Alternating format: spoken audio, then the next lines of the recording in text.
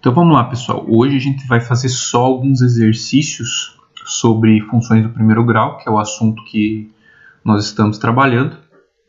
Então, para iniciar esse assunto, eu vou começar aqui com o exercício número 2. O 1, na aula passada, eu fiz alguns deles, não me lembro quais, né, mas eu deixei alguns outros para vocês fazerem. E vou fazer aqui o número 2, tá, dessa lista. Então, beleza, pessoal. Vamos começar aqui com esse exercício, né? Exercício número 2 da lista, ele diz assim, ó. Uma empresa de telefonia está fazendo a seguinte promoção. Ao comprar uma linha de celular, no primeiro mês, o cliente paga uma taxa única de R$40. Então, ó, vou marcar essas informações aqui, ó. Primeiro mês, tá?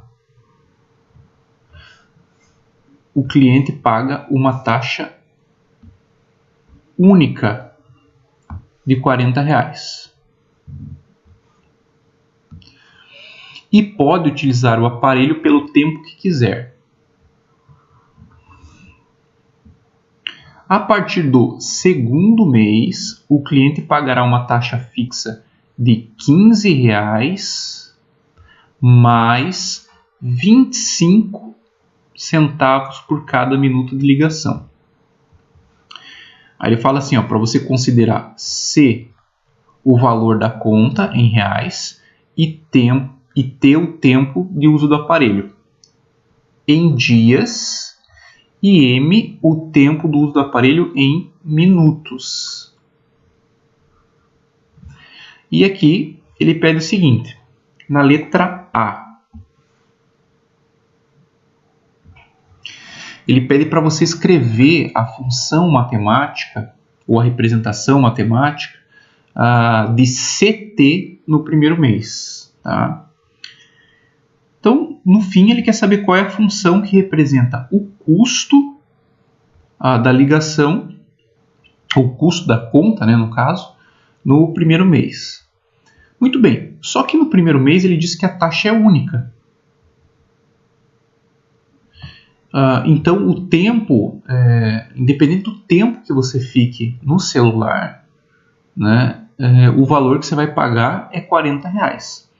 Então, C de T aqui, ó, vai ser igual a 40. Note que isso aqui é uma função constante. Tá? O que era uma função constante, né?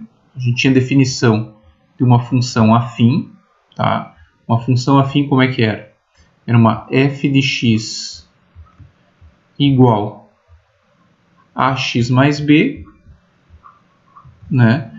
Com a e b pertencente aos reais, então significa dizer que a e b são números. Então, agora, existia algumas classificações, né? Uma delas é que quando o a fosse igual a zero, a função era constante.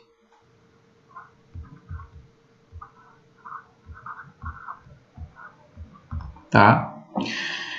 E note que, neste caso aqui, o nosso a é zero, porque eu não tenho a variável independente aqui. No nosso caso aqui, na definição, eu usei o x. No caso, aqui a gente usaria t, de tempo. Mas note que essa variável t aqui não está aparecendo no segundo membro aqui dessa igualdade. Então, significa dizer que o a é zero. E, portanto, a gente só tem o termo b, né? Justamente por esse fato, a função é constante. Certo? Então, independente do tempo que ele use nesse mês, o valor que ele vai pagar é R$40. Tá? E daí na letra B, ele fala assim, ó, escreva a representação matemática da função CM. Por que CM agora? Porque ele diz que a partir do segundo mês você vai pagar, né,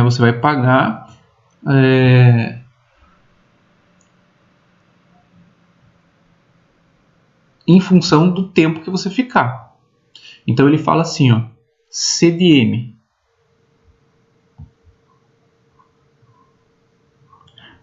Que vai ser o custo da sua conta em função dos minutos que você usar. E ele diz o seguinte, ó, que você vai pagar uma taxa de R$15, tá? Que é fixa, você vai pagar, mais 0,25 centavos por minuto. Note que isso aqui, se você reescrever, né? Você pode reescrever assim, ó, 0,25 M mais 15. Ó, isso aqui é uma função de primeiro grau, né? O A aqui, que é o nosso coeficiente angular, é o 0,25 e o B, 15. Então ele vai pagar R$15 mais 25 centavos por minuto que ele usar. Tá? E na letra C, ele pede para você construir o gráfico das duas funções no mesmo plano cartesiano. Então tá bom. Então vamos fazer isso, né? Como é que a gente vai construir esses dois gráficos? Então vou levar alguns elementos aqui para a próxima página. Então tá aqui, ó. Temos as duas funções e na letra C ele quer que a gente faça o gráfico, os dois gráficos no mesmo plano cartesiano. Muito bem. Então vamos fazer aqui o nosso plano cartesiano.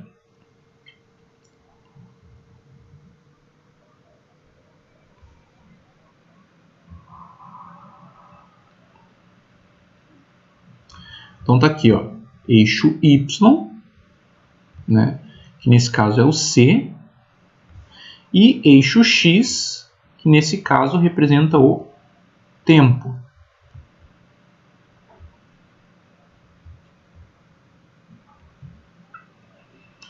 Tudo bem? Então tá. Uma função é muito fácil da gente desenhar, que é a primeira, porque ela é uma função constante, e uma função constante vai ser paralela ao eixo X. Então a gente vai pegar aqui o valor 40, tá? E essa aqui justamente vai ser a minha função, ó. Vai ser uma reta paralela aqui ao eixo X. Note que eu não estou desenhando ela para o lado negativo de X, porque como a gente está considerando o tempo em meses, não existe tempo negativo aqui para a gente. Então eu não estou desenhando a função para a esquerda, né, do eixo Y aqui, tá? Que seriam os valores negativos de tempo. Mas assim, a função como um todo, né, se a gente for pensar na função como um todo, ela é infinita tanto para a esquerda como para a direita. Tá? Então aqui é minha função C de t igual a 40. Certo? Muito bem. Agora a gente tem aqui a minha segunda função, que é 0,25m mais 15. Então lembre que esse cara aqui, ó, que é o coeficiente linear, o b, né, da minha função,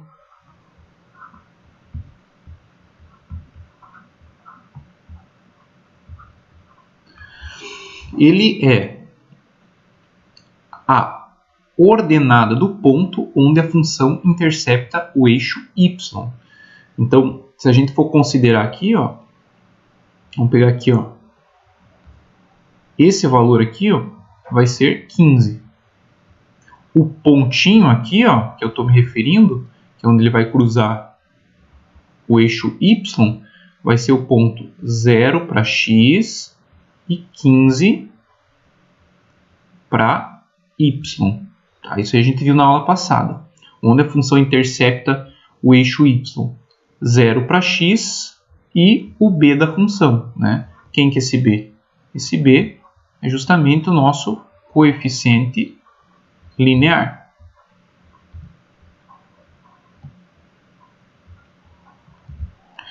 Tá? Então, só que aí você precisa de mais um ponto. Tá? Você precisa de mais um pontinho dessa função para você poder determinar a inclinação dessa reta. Para essa função, o tempo está em minuto. Então, esse eixo horizontal aqui, o tempo é em minuto. Tá? Mas, como ele está pedindo para a gente desenhar a função no mesmo plano cartesiano, tá? Então a gente vai considerar como duas funções distintas. Então, o que a gente vai ter aqui? Vamos pegar aqui, por exemplo, se fossem... vamos pegar um caso aqui que fosse 10 minutos. Tá? Um ponto a gente já tem. Vamos supor que a gente fizesse aqui o C de 10. Quem seria o C de 10 minutos? Vamos aplicar lá. Seria 0,25 vezes 10 mais 15. Ah, da onde que você tirou esse 10? Você pode usar qualquer valor, na verdade. Porque, lembre, para você determinar uma reta, você precisa de dois pontos. Tá? Então, já tem um aqui que é dado pelo coeficiente linear, né? Que daí fica 0 e 15. E agora eu preciso de mais um. Eu estou usando aqui 10. Onde que vai estar 10 aqui? Ó? Vamos colocar aqui o valor 10. Tá? Tá, mas esse valor 10, eu estou usando ele para construir a segunda função. Tá? Então, isso aqui vai ser igual a 2,5 mais 15. Né? 0,25 vezes 10 dá 2,5. Então, o nosso C de 10 aqui vai ser igual a 17,5. Tá? Então, onde é que está o 17,5? Vou colocar ele um pouquinho aqui para cima.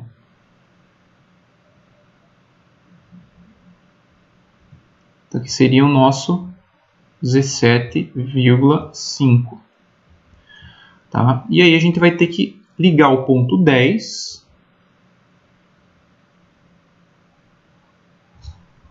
com o 17,5.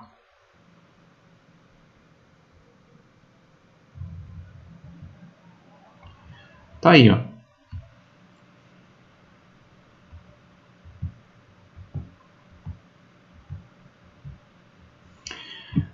Bom, então vamos montar o nosso gráfico aqui da função, né? Quem que vai ser? Vai ser esse gráfico aqui que eu vou estar desenhando em preto, ó. Vai sair daqui, do 0 e 15, e vai passar pelo ponto 10 e 17,5.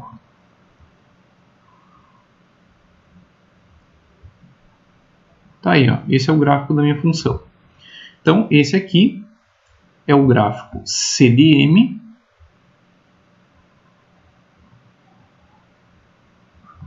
igual a 0,25m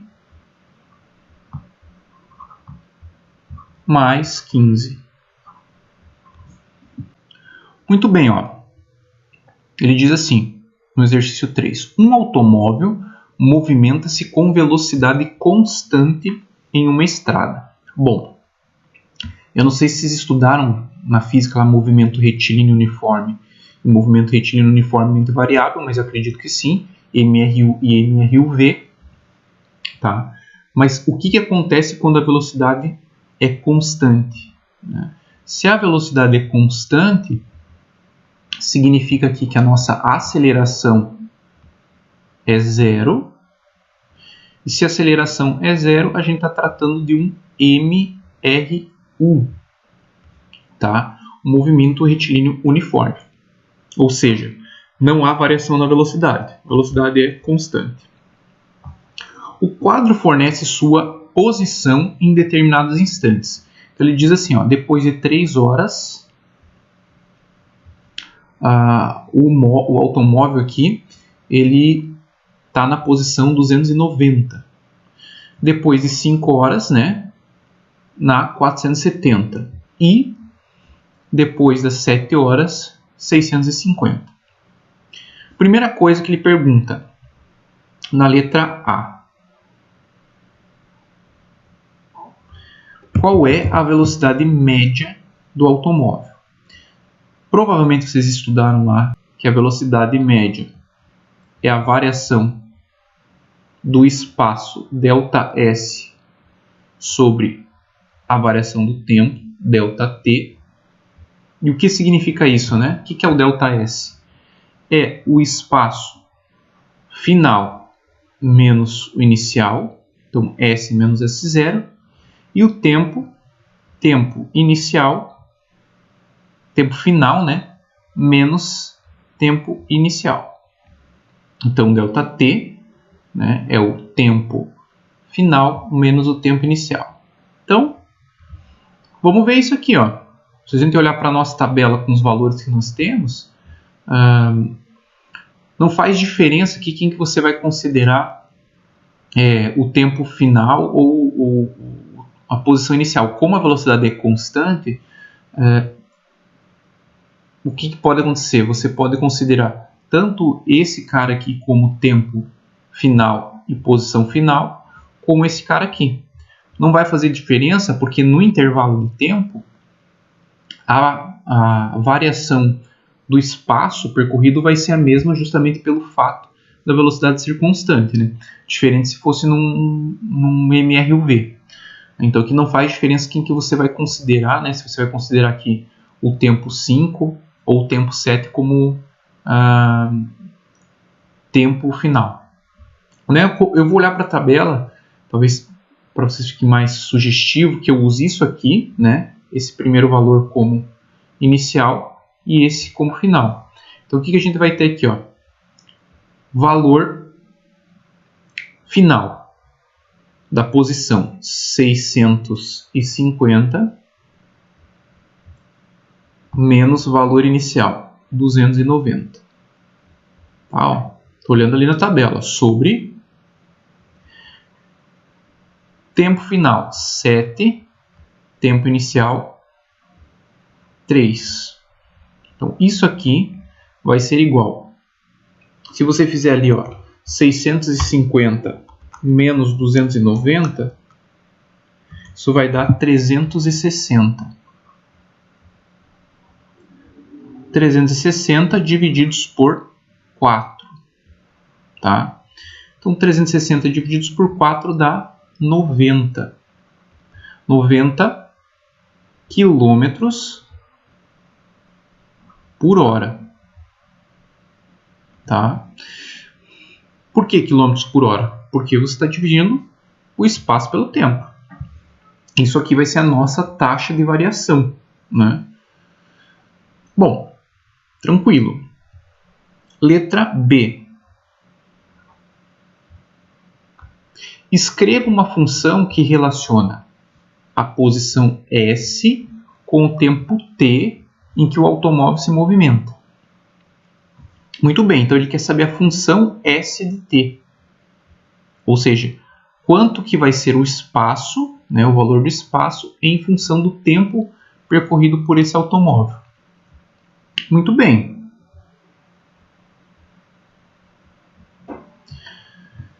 Você já tem aqui, ó, a velocidade. Tá? Então, se você fizer 90 vezes o tempo, a gente considerando aqui o tempo em horas, né?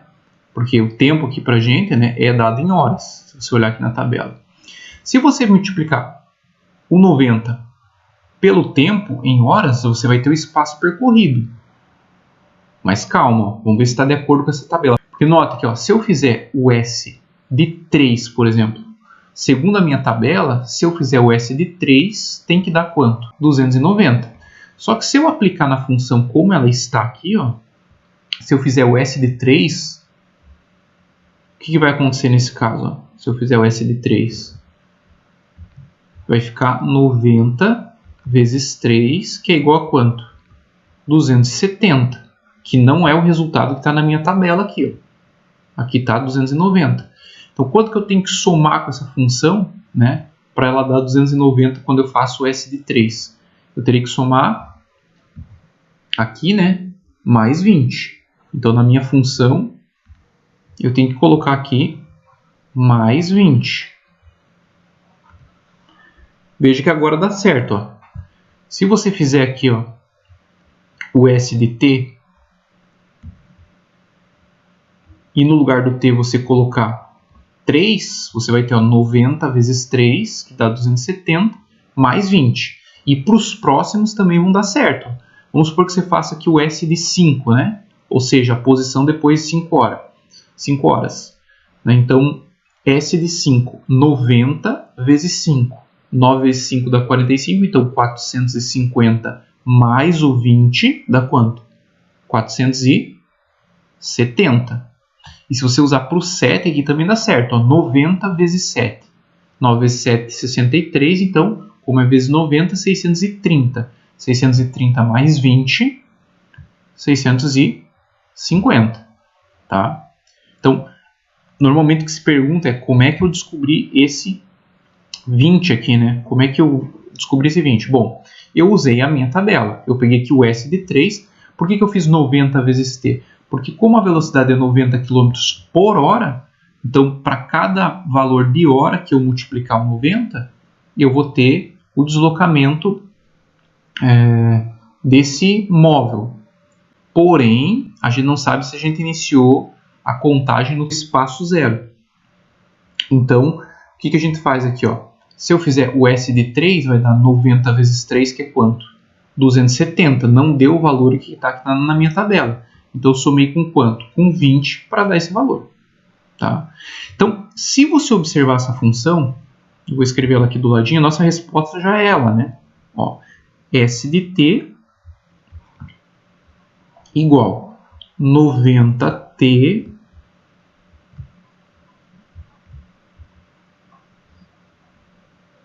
mais 20. Tá? Então, note que se você fizer o S de 0, por exemplo, essa aqui já é a nossa resposta. Eu só estou fazendo algumas complementações. Tá? Note que se você fizer aqui o S de 0, você vai ter 90 vezes 0 mais 20. Então, o S de 0 igual a 20. O que significa isso? Que quando eu comecei a contar, quando eu comecei a marcar o tempo, o móvel ele já tinha percorrido 20 km. Então a gente não iniciou a contagem no marco zero. Tá? Então, só para isso ficar claro. E outra coisa, como a gente observa que isso aqui é uma função de primeiro grau, né, porque você tem a forma aqui ax mais b, aqui no caso at mais b, porque a nossa variável independente aqui é o t. Note que isso aqui é o nosso coeficiente angular, que para a gente aqui em física representa a velocidade.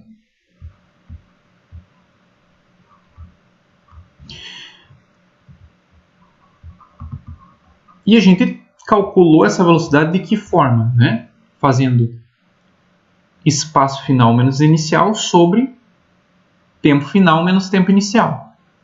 Então, de forma geral, né, isso aqui é importante a gente lembrar. A gente tem um jeito de calcular o coeficiente angular, usando justamente essa ideia de velocidade. Existe uma fórmula para esse coeficiente angular, que nesse caso para a gente é velocidade. Mas a gente tem como calcular sempre esse coeficiente angular fazendo assim, ó. F de x2 menos f de x1 sobre x2 menos x1. Tá?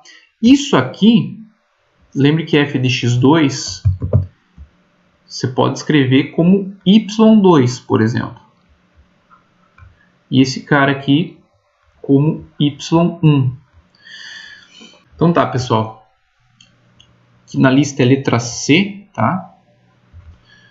Então, na letra C, ele pergunta assim: após 10 horas, qual a posição ocupada pelo automóvel? Bom, se você olhar aqui na página anterior, a função que a gente achou é S de t igual a 90t mais 20. Então, o que ele está pedindo, né, na letra C? Ele está pedindo o S de 10. Então, a nossa função é 90 vezes o t que eu estou considerando que é 10, mais 20. Então, isso aqui vai ser 900 mais 20.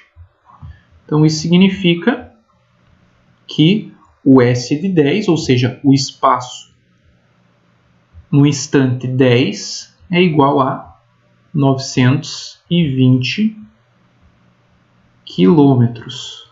Tá? Espaço é dado em quilômetros.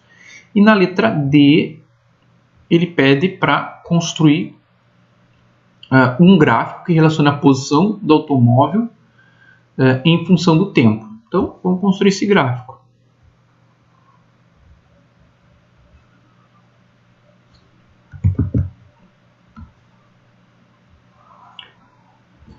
Você não precisa procurar por pontos para construir esse gráfico, porque se você notar, o exercício te dá uma tabela.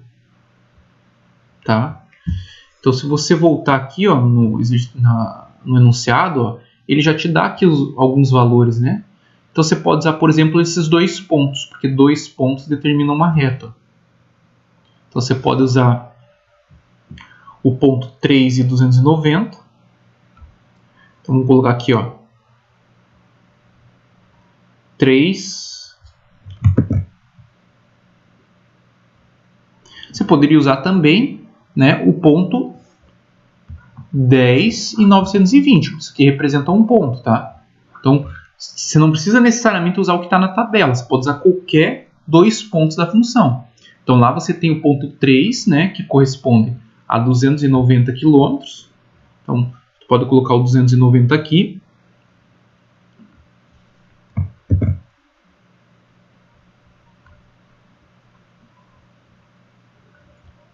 Aí, se você preferir, você pode usar aqui o 10. E o 10 corresponde a quem? A 920. Com 920 aqui em cima. Então, isso aqui representa o S com relação ao tempo, o S de t. Isso aqui representa o t, esse cara dado em horas. E esse cara aqui dado em quilômetros, né?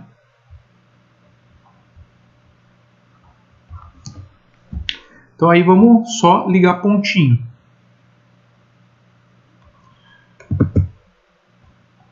Então tem que ligar o 3 aqui, ó,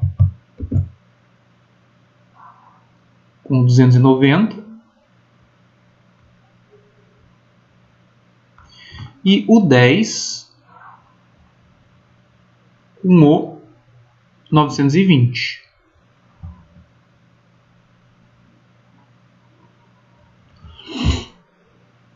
Então você tem esse ponto aqui e esse ponto aqui. Tá? Então o gráfico da nossa função ele vai ser um gráfico assim, ó.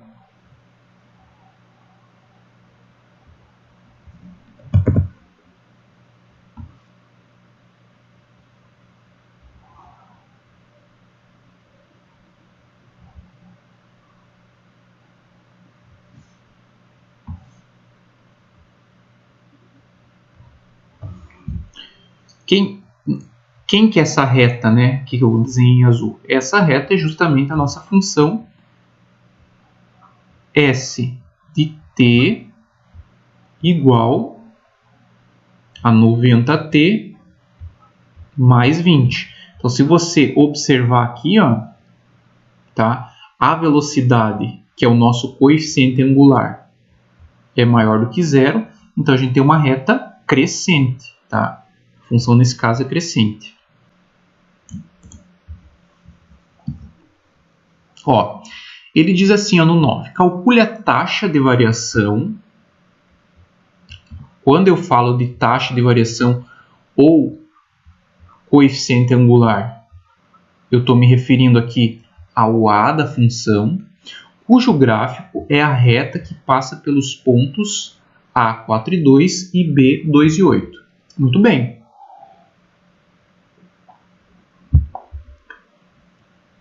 O que a gente tem aqui, ó? Esse gráfico ele pode ser construído a partir desses dois pontos, porque 2 pontos é uma condição suficiente, né, para que você construa uma reta. Então, esse 4 aqui é o x1 e esse 2 aqui é o y1. Esse 2 que está aqui, ó, ele vai ser x2 e esse 8, y2. Como a taxa de variação é o nosso A, como que a gente calcula o nosso A ali, pelo que a gente viu no exercício passado? A gente pode escrever assim, ó, y2 menos y1 sobre x2 menos x1.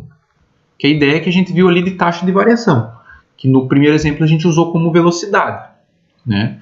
Então vamos lá, vamos fazer isso, ó. 8 menos 2. Então, y2 é 8, y1 é 2. Sobre x2 menos x1. Então, 2 menos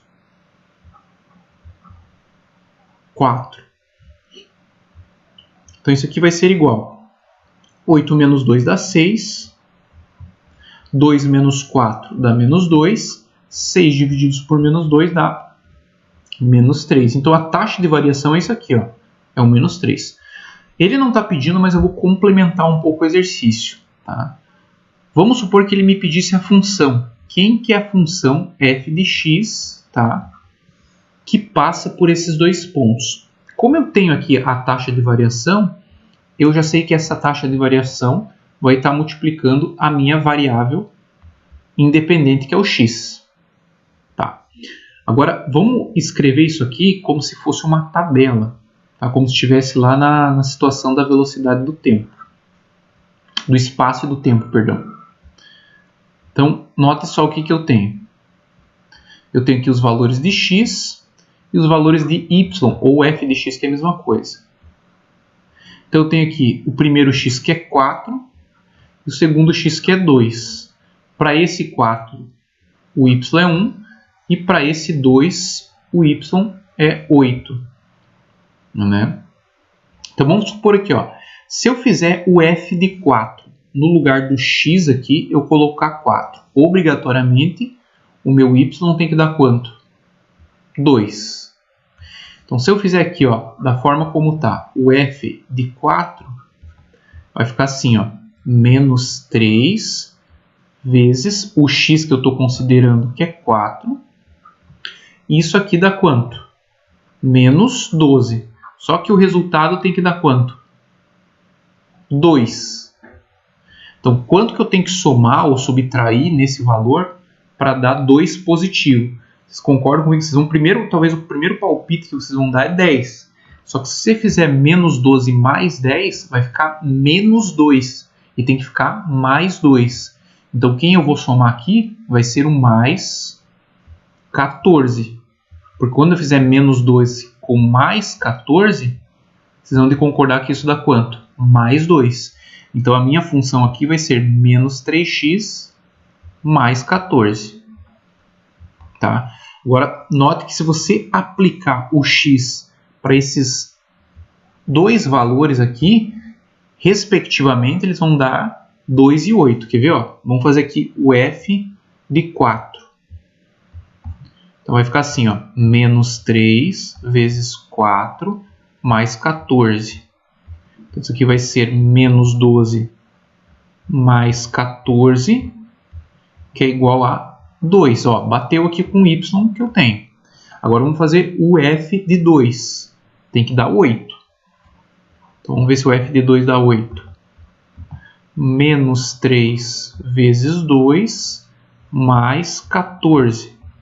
Então aqui eu vou ter menos 6 mais 14, que de fato vai ser igual a quanto? Né? Então vai ser igual a 8. Tá aí, ó. Deu certinho. Tá? Então essa é a função que intercepta esses dois pontos, A e B, e a taxa de variação aqui, que é o nosso coeficiente angular, é menos 3. Certo? Tranquilo? Aí? Alguma dúvida? Bastante informação que eu estou passando, pessoal. Se vocês tiverem com dúvida aí, me avise.